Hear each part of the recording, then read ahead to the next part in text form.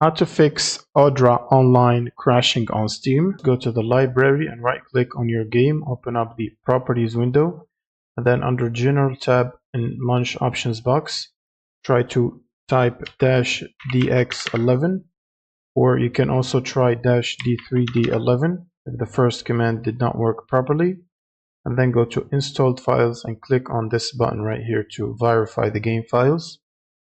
And once this process is done, you can close out of this window, minimize Steam, and then open up your GPU application. So for NVIDIA, you will need NVIDIA app. Go to the drivers section from here, and then make sure to select Game Ready driver and download and install the latest driver. You can also hit this reinstall button to reinstall the latest one if you have it already.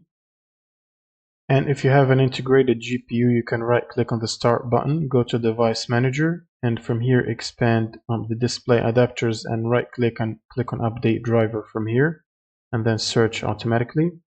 Next, you will need to open up your browser and then search for redist like this. Click on the first Microsoft link and then scroll down to the second table, which is this one.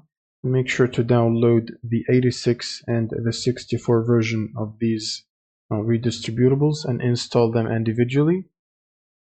And if you run the installer and you see that you have it installed, try to click on the repair button to repair your redistributables. And once you're done, you can close out of this.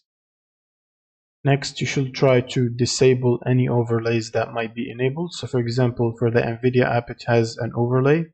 Go to settings and then from here disable NVIDIA overlay by unchecking this box.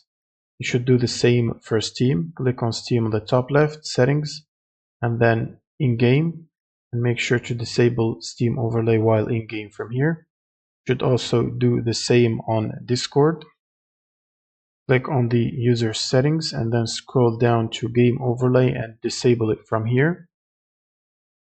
Next, you will need to restart your computer, so you can close Steam and restart your PC from the power button here.